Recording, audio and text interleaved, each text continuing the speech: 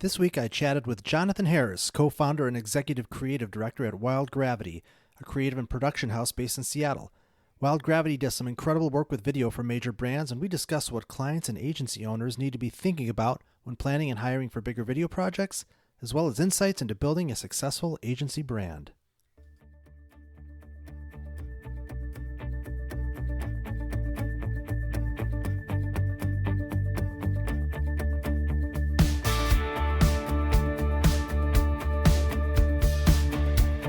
Hello, and welcome to another episode of the Socialistics Podcast, Social Media Agency Stories. Today we have another awesome guest, and this time around, this is somebody that I actually know and that I have worked with in the past and have admired over the past few years the work and the business that he's built. And I was really excited to kind of bring him on. We worked together at a couple agencies, or I'm sorry, an agency. God, I think it's been about 7-8 years ago, and we worked together there and had a really good time, and inevitably went our separate ways, but have always kept in contact. And so I'm really excited to introduce everybody Jonathan Harris, who is the co-founder and executive creative director at Wild Gravity, which is a creative and production house based in Seattle. Welcome, Jonathan, to the show. Thank you very much for having me. It's great to be here. Absolutely. Like I've said, we've kept in contact here and there. I know you've been Yeah. really busy. You got a new member in your family, so I'm sure that takes up plenty of your time. But Yes, sir. yeah, I remember and miss those experiences. But aside from that, let's just get started with telling us a little bit about who you are, where you've been, what you're doing, and let's go from there. Yeah, sure. I'll start from the early days. Like full background on me, graphic design major in school. I got into advertising after school and stayed agency side until about 2010. I was full time and then did the freelance thing for a few years, and then 2010. That's right around when you and I met, Yeah. and then we kicked off things at Show Pony, which was a fun venture while it lasted. Not very long, but yeah. Not too long, no. But I think if we had done it differently or had a different situation, it would have lasted a bit longer. Agreed. Between you and I think we had it nailed. Yeah. Yeah, after that, I went client side at Microsoft. I was global creative director of Windows marketing, which was a fantastic job. It was the best job. I used to say it would take a stick of dynamite to get me out of there, which pretty much is what happened. While I was there, I was directing international photo and video shoots. I designed packaging. I was running a brand studio along with a senior creative director, and we launched Windows 10, which was just all in all, it's just a really great experience, especially just being client side and learning how bigger corporations like that work. But while I was there is when I met my now business partner. He was running advertising for Windows when I got there. He was actually one of the people in my interview loop when I was trying to get the job. Mm-hmm. And so, he was running advertising, I was running marketing. And we both had similar war stories. We were both dealing with big agencies of record that we'd go to them and say, hey, we need to shoot this spot. It needs to be finished in 2 weeks and up live in 3. And they'd be like, great, we'll have an SOW to you in 2 weeks. I'm like, no, that doesn't work. So it was like this big, slow moving, giant, expensive beast to deal with. And I'm not crapping on large agencies. I've worked for them. They're fantastic. They all have their place, but we were discovering situations where that just wasn't the right solution. And so then he and I both would work with local or just small, like 2-3 person shops or teams that were off on their own, either as freelancers or just like starting up their own thing. And that was great because you can get a lot of really creative work done in a short period of time because there was a lot of barriers removed. But it also required us to be really sophisticated clients, and there's a lot of hand holding. And we kept coming to the same conclusion of like, it doesn't need to be this hard. Like we know how to do this. Like why is no one doing it the way we know you can do it? Yeah. And that was kind of the inception of our concept of Wild Gravity. One quick question I want to ask is one thing we have in common, albeit two different points in our careers that we both spent some time at Microsoft. Hmm. I'm personally curious, like when you think about your experience there, and I have one that certainly I think of that comes top of mind. What's the biggest takeaway or the biggest thing that you learned or the biggest learning just overall that you were able to capture from your experience at Microsoft that's helped you in what you do or what you did and what you continue to do moving forward?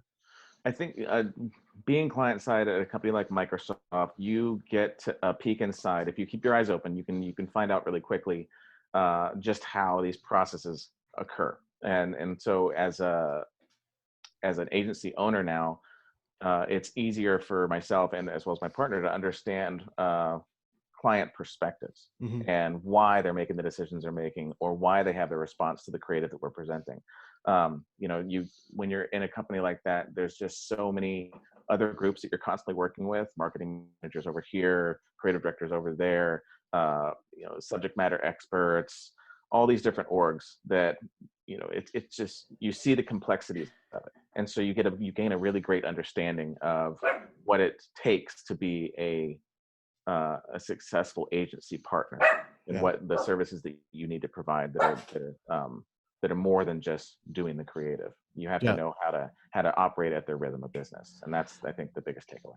Yeah, I think it's super. I would venture to guess that a lot of startup agencies have come from people being at larger companies like Microsoft who have experienced that and thought to themselves, I could this could be so much better, and I would Yep. do it this way. From the client side of things, and that's kind of one of the things that when I started Socialistics, like I wanted to do things differently. I wanted to give, it's this whole idea of disruption. Like, what can I do that's gonna? What are the things that clients get frustrated about when it comes to working with an agency? What are those top 3 4 5 pain points, and what can we do to flip the script Yep. on those things so we can make it damn near impossible for them to say no to us when Yeah, they learn about us? that's exactly our mentality. That's we don't approach any project the same way we approached the last. We treat everything as a totally new issue, a totally new challenge, and we're always looking at ways to short circuit a system or a process that's already like too convoluted or Mhm. complicated. Um, it's a tight it's a fine line you have to walk when you do that. I think you probably know that, like, as soon as you start removing some systems or processes, that things can get a little too fast and loose a little like pretty quickly. Yeah. So you have to be really, I hate dropping industry terms, but agile. Mhm. While you're short circuiting something, you have to really keep your eyes open for areas and missteps, areas you're not paying attention to and missteps that are bound to happen, so Yeah. you can correct them without missing a deadline. So let's talk a little bit more about Wild Gravity. So just to kind of also give some more context, you guys, I watched your ascent to where you guys are today, and not only from a distance, but also, full disclosure, I had the opportunity to work with Wild Gravity as a vendor for a big project. We'll say it was for a very large airline company, and that in and of itself was quite an interesting project. But one of the biggest takeaways for me, being, I guess, kind of a partner slash client in that particular experience, that I took away from getting to experience working with you guys, was I just liked everybody. And I've always said that people work with who they trust and who they like. I mean, there's trust inherently there already because you and I had a relationship. But me personally, I mean, I just liked everybody that I worked with, and I was impressed, obviously, by all the things that you did professionally. But you made it easy for me to work with you guys. So I know that's, to me, that's a disruptor. But tell me a little bit more about Wild Gravity. Like, how did it start? How have you guys grown? Just kind of give me the Wild Gravity story. Sure. Well, I appreciate the compliments. First off, we're really happy with everyone on the team, and they're there for a reason. And if the production world is a face-to-face kind of situation, even Hmm. even in the COVID era. Hmm. We're always zooming, we're always on the phone, we're always interacting at I think a deeper level than just a typical like B2B type of relationship. um, so a little bit about how we started. You heard about the inception of the idea. That was in 2013 that we kind of thought it, but then we I was at Microsoft through 2016. no, 17. Um, but we launched Wild Gravity officially in September 2017, and that was after spending about 6 months defining what it was and what we were going to do. And we've evolved as a company since then pretty significantly. It started out as more of like a marketing services on demand, where we would create a SWAT team of pros, and we would show up, we would knock it out of the park, we would leave, and if you'd want us to come back, we'd come back. It was supposed to be like a really, like people say, the Uber of marketing. But it was in that spirit. It was going to be zero overhead. We're all going to work remote. We're going to be able to do all these amazing things because we had all the talent, all these senior level people that were experts in their field. And through the process of defining who we were, it was starting to get a bit more and more serious. Okay, like, when's everyone quitting their jobs, all this stuff. And all the people that were potential partners at the time were really hesitant to do so, and understandably so. Starting a company is not for the risk adverse, right?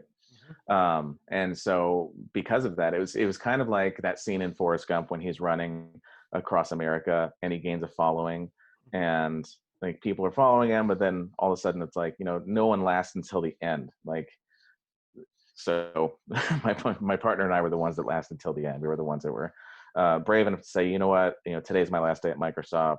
This is what I'm doing now, full speed. And so because of that, that put a lot of pressure on us to find success. And you were, I think, one of the first people I reached out to when you were at a previous business for work, and it looked like it was getting somewhere at that point. But then a big shift happened, and the project kind of went out the window. But I definitely appreciated that. But we landed shortly after that. We landed our first substantial project in November of 2017, and we've been pretty much pedal to the metal ever since. But it was during that project we were working out of an office space, and the owner of that office was a friend of my partner's, and we decided to pitch some business together. And this is one of the big project that we landed, is what enabled us to keep going. But during that process, this guy was like, hey, I don't really want to own my company anymore, I want to sell it. And it was a video production company. And so we discussed that, we negotiated, we came to what we felt was a fair deal, and this is over the course of about 3 or 4 months. And we were working together on this project during that time. And that's when Wild Gravity bought what was at the time Workhouse Creative. We took over. It was a full asset purchase, and so we retained all the employees. We moved into the space. We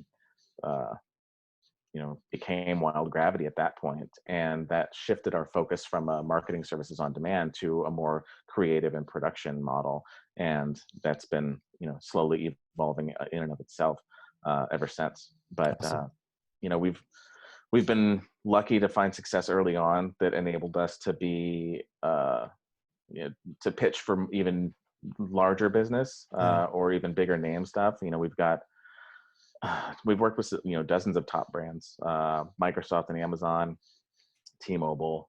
We did a thing with Pearl Jam, which was really cool. And then we've worked with a ton of startups and smaller businesses like Wise, or there's a fitness app called Trainiac that we worked with. We're also the agency of record for the Woodland Park Zoo. So fingers crossed that they make it through this whole COVID thing. They're in a spot of bother, if you will. Sure. No, that's awesome. So I asked this question a couple different ways, but I want to do it with you. I want to simplify it. It's kind of a 2-part question. When you think back to what you've built, what's the one thing that stands out more than anything that you think has contributed to your success, and one thing that you definitely would have done differently, or have learned from? What are the top things that come to mind in both of those scenarios? I would say the one thing, the largest contributor to our success would be the relationships that both my partner and I had built prior to launching Wild Gravity. As you said, when we were working with you on a project, like one thing that stood out to you is just like you just liked everybody. Everyone got along. It was we made it easy to work with us. Yeah. And that's I think the most important thing that my partner and I have ever done throughout our history is always do the right thing, because it's never hard. Yeah. You're never wrong when you do the right thing. That's kind of our saying. Sure. And so if you always do the right thing, you always treat people the right way, you're always enjoyable to be around, then eventually like those people that you worked with, they go to other companies, they start up companies of their own, and then your network becomes this wide spread thing that's not just, oh, a bunch of people that I worked with at Microsoft or Showpony or whatever. And so now you've got agency owners, you've got, VPs of marketing at bigger companies that you have great relationships with, that they wouldn't bat an eye to saying, hey, like, let's work together, send me a proposal, I want to put your name in the hat for this next project, kind of thing. Mhm. And that's been what's opened doors for us, is really just, I guess, our reputation. Yeah. And so, like, it's the whole like idea of like overnight success is never overnight. It's always 10 years in the making. You don't Yeah. get to that final stage without having worked up there in one way or another. And I think the number one thing is just building those good relationships. Yeah, I love that. I tell, and I've always advised, even in some of these episodes, like if you're thinking about starting an agency and that's the path that you want to carve for yourself, you better have patience. You better be able to see, it's a marathon, not a sprint. Like, you really have to foster relationships. You really have to invest time in building those and planting seeds, knowing that a lot of the things that you do in any given day isn't going to translate into anything immediately. But it's the sum of all of those efforts over time that create a pipeline and opportunities 6 months from now, 12 months from now, 18 months from now. So it just doesn't happen overnight. So it's encouraging to hear, like, you guys having gone down the same path. So, Yeah. but similarly, what the second half of that? What's the one thing you would have done differently? Oh, that's a tougher one. I have to think about that one a little bit. Why I just don't. You guys have No. been what you're telling me is you've been perfect. No, we're You've done far from everything perfect. right. We're far from perfect. Well, I mean, just from a, I don't know, like, or maybe framing it up differently. What's the biggest thing that you've learned, I guess, along the way? Something that, in terms of starting your own agency and doing this whole thing and being a part of that, what's been your biggest, what have you learned, or how have you evolved since doing that? What's been a big thing around that? You learn to deal with stress a lot. Mm. That's for sure. Yeah. It sounds like a really exciting and just adventure of like starting up your own business. But as soon as you have more responsibility than just your own well-being, Yep. kind of like starting a family, everything changes. When you've got a huge monthly overhead with a Mm. team of 10 underneath you, and you get really close to the people that you're working with, throughout the years, and then you're faced with sometimes having to make a really tough decision. Like, I've learned that firing people is probably one of the, I should say laying off, because I've never had to fire anybody. Yeah. But laying people off is probably the worst feeling in the world. Like, Yeah. I haven't lost any really close loved ones, but it's about the closest thing to that feeling. And so that's been a real bummer, especially because of things that we've had to do over the last 6 months. Yeah, that's a great point. I took a note down. That's its own episode, is like the stress and anxiety that comes with being an agency owner, a business owner, that some people don't realize until you're in the thick of it. Yeah. I And mean, I can relate so much to that. It's like having either to lay off people or worrying about, the finances of your company and how it's going to impact the people that you surround yourself with. It's a lot. Like, it's not all fun and games. I mean, that's, you're preaching to the choir on that one, yeah. for sure. I mean, it's nervous sweats and sleepless nights. Yeah. Yeah. I discovered that my very manageable general anxiety can be sparked into a full-on panic attack. Yep.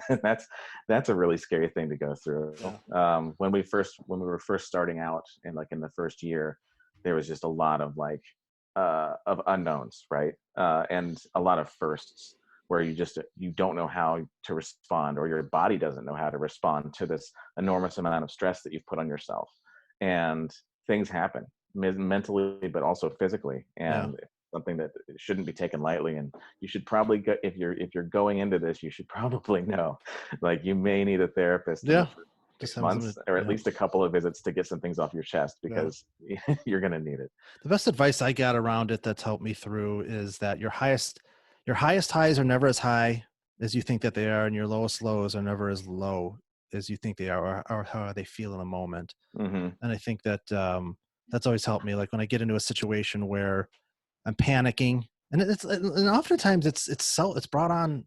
You just bring it on yourself Oh because yeah. Yeah. you You're know when worried you're about things that haven't happened yet. yeah, you know, Yeah. you're just planning for like even when things are good, it's like, well, it's like you're waiting. You're For me, it's like it's a protective mechanism. It's like, okay, well, things are really good right now, but they're going to, you know, they're not always going to be good. So, and then you start to panic and you think, oh, what if I lose clients? And what if I get, and so you're creating a worse situation in your mind than actually it is. So I Hmm. think, you know, you just, you know, I've always just had to remind myself, okay, it's not as bad as you think that it is. And on the flip side, when things are going well, it's like, don't rest on your laurels. Like just because it's good right now, like you got to keep pushing, you got to keep driving. Oh yeah. So that's always been helpful to me. But I think a lot of agency owners, I mean, if they're listening now, they're probably all nodding their heads. Yep. I know exactly Oh, what you're I'm talking sure. about. Yeah, yeah. You can never stop biz deving. Even when you're cranking, even when you're at the point where like you need to hire a whole team of people just to keep up with the work you have, Yeah. that all is going to get delivered eventually. Yeah. And that group or that client or that company or whatever, that may be their biggest spend of the decade, and they may not have anything coming at you after that. Yeah. So you can't, and that's a source of stress too, right? Is Right. not having all your eggs in one basket and constantly trying to like build your portfolio of clients so that you're not completely locked in with one that like if the downfall of one will decide the fate of your whole business, right? Yeah. No, for sure. Let's talk a little bit about video. So I've personally had quite a bit of experience around it. Um, when I was at Microsoft, getting to be, you know, participate with Microsoft Studios, being behind the camera, oftentimes in front of the camera, making an ass out of myself, which thankfully I don't have to do as often anymore. But I've seen my fair share of. I'm somebody that can relate to the complexity, the volume of work, the volume of intelligence and creativity. I mean, it's a massive undertaking to do video really well. So I'm one of the few people that have had the luxury to be around it enough to appreciate that. But I think a lot of clients and companies that look to do this sort of thing don't really truly understand the depth of sophistication that goes into doing it really well like you guys do. So what are the two or three things that for you come to mind? Like if you were advising a company that's maybe thinking about it, you know, what kind of expectations should they have, and what should they be thinking about in terms of the pre-planning for a project like that to better come into a situation, hiring or potentially hiring an agency like yours, to come to the table better prepared, having had thought of certain things. Good questions. A few things come to mind. I think one of the first is have realistic timelines. It's very often that clients come to us with a timeline that's just completely not doable. And when you think of a timeline like, oh, like we need, we're giving you 40 days. How come you can't do something in 40 days? And then we provide the work back schedule of like what you're asking for this date means that we have to compress everything into this short period of time. And there's review schedules, there's all these different approvals that need, things need to go out. The larger the client, the more the more likely it is that they'll have third party partnerships that also Hmm. require some sort of approval process. those Yeah. things can those things can jam weeks into a schedule unexpectedly, and then it's going to push your delivery date out exponentially. Yeah. So have a clear understanding of when you need it, and then know that it's going to take longer than you think. Sure. um, our saying is always, you'll never be waiting on us, because Hmm. it's just never the case. Like we Yeah. can get you the deliverable that you need, Yep. but the thing where everyone always waits on is the review cycles. I use that all the time. I say we will move at the speed of you. Like we'll never hold anything up. Yeah, It's on you. So I yeah, can appreciate that. yeah, exactly. Um, and then I think the clients come in various degrees of understanding of the video world. Either they've done a ton of agency work with video agencies, and so they're familiar with the process, or all the way to this is their first one and they have no idea. So it's I think the more you know about the process, the more successful any engagement you're going to have with an agency is going to be. So even if you've never done it, it would be smart to even just Google, like, how is a commercial made, or what's the video production process, or who's involved in the creation of a video, because then you'll get a better understanding of exactly how many fingerprints are going to be all over it. Everything from the director to the producer to the AD to the VFX artist to the editor to the colorist and the audio sampler, and or not sampler, audio master. There's just so many talented people involved, which then leads to an understanding of why things cost what they do. I think there's an expectation that you can pretty much shoot anything on an iPhone and anything could be done for about $5,000. Right. That's a great point. How do you? I was thinking that I was going to follow up a question, but I want to throw it in here because you just brought it up there. You guys are a little bit different because you're working with bigger brands that maybe you don't deal with that as much as maybe lower tiered video agencies might be experiencing. But are you finding it? Is it more challenging for you guys to do what you do, living in a world where technology is advanced as much as it has, and some people might think, oh, I could just shoot something on a phone, and do you guys personally experience any of those sorts of challenges in your client experiences?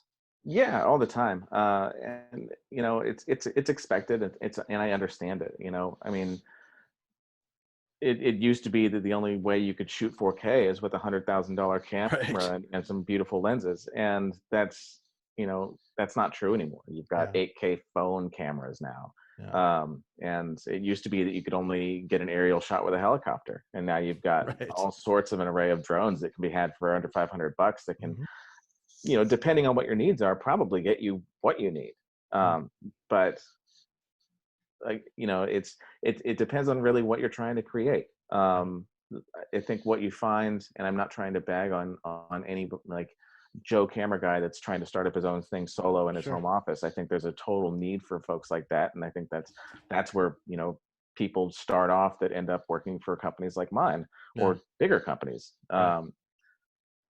But I think that there's a lack of storytelling that you find with folks that are just kind of work a day. I've got a camera, I can edit, I can get some, I can pull some music off SoundCloud, and I can give you a deliverable that looks and sounds pretty decent, but I think storytelling is often a missing factor in that. And I think that less sophisticated clients tend to overlook storytelling and the importance of it, when really it's the heart of advertising and marketing. I mean, there's been hundreds of like research papers showing the value add of attaching a story to an object, and what you can then do, like sell that object for, or how many more of those objects you can move, right? Just getting a story attached to it. I think you pay for creativity. It's just like it's funny. Oftentimes we'll come across I use a joke, whether it could be, this could be for imagery and design work too. It's like sometimes clients expect, there's just like, oh, we're just going to press the button on the creative machine and it's going to spit out ideas for you. Like, it's not that simple. Right? I always talk about how a lot of the creativity that comes from work that I've done, like, I'm always working. I'm in the shower, I'm working because I'm thinking about a client, and like some of the best ideas I've come up with are when I've been isolated. I'm not in the office. I'm driving. I'm still working. Like, just because I'm not in front of my computer, if I've got a client, paying us for our time, I'm working and I'm thinking about their challenges and their problems and trying to come up with creative solutions.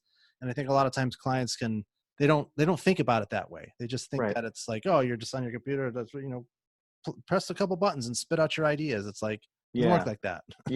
And like when I was back in my design days, it was like when you were trying to drum up new clients, like I'll use an industry as an example, the craft brewing industry. It was always like their main focus was the beer, which as it should be, but then their logo is terrible, and it's like, oh well, my cousin had Photoshop. And it's like, well, that doesn't make them a great designer. you know, and you know, to your point, Jason, like you've been doing this for 30 plus years, you know, as a professional, and Mhm. so you've got all those years of critical creative thinking, all those years of shower thoughts and Yeah. commute thoughts that you've all, and that gives you the tools to weed through the really bad ideas or Yeah. the puns that everyone tends to gravitate towards, right? Right. And so that way, you know, when you're having these thoughts now, they're a refined selection of thoughts that you're Yeah. able to present to your clients, and you know, they're things that they wouldn't have gotten to as quickly, you Yeah. know, if ever, right? Yeah. Well, I mean, there's a level of sophistication that comes with who you work with. I mean, and you made a good point. Like, just because you work with a certain type of clients and you charge a certain amount doesn't mean that there isn't a market for, other tiers of service. It's a natural progression for a lot of agencies when they're first starting out. You work out with smaller clients and they have Mhm. smaller budgets. It doesn't mean that they're smaller in stature or importance. It just means that's where they're at. That's where you're at, and those markets exist. I think it Yeah. really just comes down to, um, you know, everybody. There's a place for everybody when it comes to agency life in terms of being able to serve clients in a way that is going to make them happy. And Yeah. so I love that. So on that note, what are you excited about these days? What's in terms of either Wild Gravity, yourself personally, professionally, what are the up and coming things that um you're excited about in what you do? Uh, you know, right now we're professionally we're experiencing a rush of work, which is really great. It's kind of like the floodgates closed in Hmm. March, and then they reopened in like mid July, and that was really great to see and a huge relief. And so what I'm really excited about is uh, organic growth Yeah. that we're starting to experience.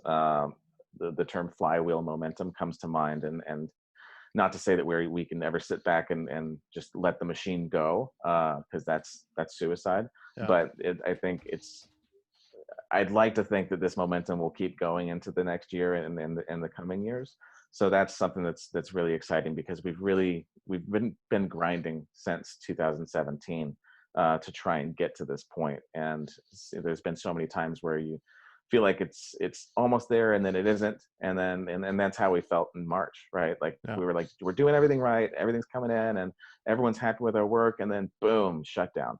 So I have a lot of, I think I'm an optimist at heart, and I have Mhm. a lot of optimism that we're gonna get back to a state of normal that I think everyone's going to appreciate and enjoy. It may not be exactly what it was, but I'm optimistic that we're maybe closer to that than what was originally feared. Yeah. So I'm that's kind of in the professional zone where what I'm looking forward to Yeah, is, I'm experiencing a lot of that too. yeah. I love asking this question. This is my new question that I'm probably going to ask everybody because it's a great way to get insight into what Uh-oh. people are using and useful tools. So it's easy. I've made it easy. I've made it like multiple choice in terms of which thing. But what's your favorite app? What's your favorite app, website, gadget, or book that comes to mind for you right now that you've been using a ton lately? Favorite app, website, gadget, or book? Doesn't have to be one of each. Just one of any of those four things. Hmm, that's a good question. So I've just recently, you're gonna hate me for this. I've just recently kind of sworn off social media. So, You're not. yeah. I completely understand. I do it Um, professionally. I don't spend a lot of time personally. yeah, I deleted Facebook off my phone, and that's been like a really nice vacation. And I've had to retrain myself to not just like automatically type like Command T new tab and then type Facebook so that it Yeah. pops up immediately, because it's like Right. one letter in it and it auto populates, right? Oh yeah. So that's kind of tough. I think is like Leisure Apps Go. And I don't even know how to pronounce it because they won't tell you. Imager. I don't know. Okay. It's just it's a meme app, but it's a great way to kind of have a laugh while also sort of staying informed at current events, because Yeah. it's like, there's a lot of information out there, and that community, for whatever reason, tends to feel a little non-partisan, Right. non-biased, just logic-based, science-based, which is really Mhm. refreshing these Yeah. days, as you probably agree. Um, Yeah. but even then, it still starts to feel like social media almost to an extent. So I find myself shying away from it. As Yeah. far as books go, I've been reading It by Stephen King. Nice. um, and it's a tremendously long book, but it's a pretty amazing book, and I don't think it ever really received the credit it deserves as a piece of literature. Yeah. It's a horror movie, and I don't think a lot of people read the book, maybe because it was dauntingly long. Right. uh, but the character building and the storytelling in that is just magnificent. Um, so yeah, Very it's cool. yeah, Very and cool. I actually it's one I put down a couple months ago and need to just restart. But it's been hard to find time to just relax and read Yeah. with a 7-month-old. No, I hear you. Yeah. Awesome. So is there anything I didn't ask you today that you want to share with the audience? Anything that comes to mind at all? No, I mean I think we kind of covered everything. Okay. Yeah, I would I guess one thing that comes to mind, my partner and I were trying to trying to be speakers at this conference back in like 2018. Mm-hmm. And I think we were ultimately not approved to do it. And part of which was probably because some of the things we had to say were a bit more or a bit less encouraging of potential agency openers, Mm-hmm. like or startup people. Yeah. And I think it wasn't the vibe they wanted to put out, because there Yeah. was the audience, I think, there was a lot of like recently out of school or out of creative college youngsters that wanted to start up their own thing, that didn't want to work for somebody Yeah. and didn't really want to hear what my partner and I had to say, which was basically like, if you don't have a network, then you better have an amazing product that no one's Right. ever seen before, Yeah. because you have to think about how you're going to make money. Yeah. You can create beautiful things until the cows come home, but if you don't have anybody to buy it, uh, then you're not going to be successful, and you're going to be out a lot of money. Yeah, there's And plenty. I mean, there's plenty of people in the world that do incredible work. That I right. always talk about differentiators. Like, how do you differentiate? And if I'm working with a client and I'm trying to kind of get them to that place, like, well, what makes you different? Oh, we have better prices. Well, no, that's not a differentiator. Anybody can do that. Oh, our customer service is great. No, that's not a different. Like, no, what is something that you do that's uniquely authentic and different that nobody else is doing or very few people are doing? Hmm. And a lot of times they don't. If you don't have a good answer to that, then you're not going to do well. Yeah. And we come across that quite a bit. We have to get that, because it's like we tell them, you know, we're great storytellers and we'll light up your social, but if your product sucks, good Hmm. marketing doesn't fix crappy products and services. Or if you don't have an audience built, Yeah. like you gotta have friends if you want to throw a party. Yep. No, for sure. I mean, I think anybody. I mean, look, I think being an entrepreneur and starting your own thing is a fantastic thing to do if you're wired for it. But at the same time, I think that most people should really highly, highly consider pushing that off until later in your life. Build a network, work at great companies. That's one of the things. What Microsoft, one of the greatest things that I got from Microsoft was I was just thrust into so many different types of people from different parts of the country, different Yep. parts of the world, different personalities, languages, all that stuff. It really creates an incredible dynamic for you You to grow your emotional intelligence. you gain a global perspective in an environment like that, Yep. and it's impossible not to. It's inevitable. Yep. Like, even if you, I mean, no, I don't think anybody there, or I think there's I don't think anyone goes into a situation like that closed-minded. But Yep. even if you did, you would be opened up to so many new like experiences and perspectives, and that's, as anybody knows these days, is so important. I mean, Yeah. it's You got to just, throw yourself into challenging situations and work yeah, for companies and get yeah, experience. Because I mean, geez, what I'm doing today, I wouldn't have been able to do, even 10 years ago, 15 years. I wasn't, and I did, 10 years, I did try to do this and I wasn't ready, but I learned a right. lot from that. And every step along the way, every layoff, every, challenging situation, I mean, that all helped me get the emotional intelligence and maturity to be able to run a successful business. And I think, Yep. if I were you guys, like being authentic. Like I would go into an environment, like don't start a business now, like go get experience, go build your network, build the foundation that you need that's going to set you up to be able to be a successful entrepreneur, and then look, it's not black and white. I'm sure there's plenty of people that can make it happen, but generally speaking, I think that that's a more likely realistic path for people.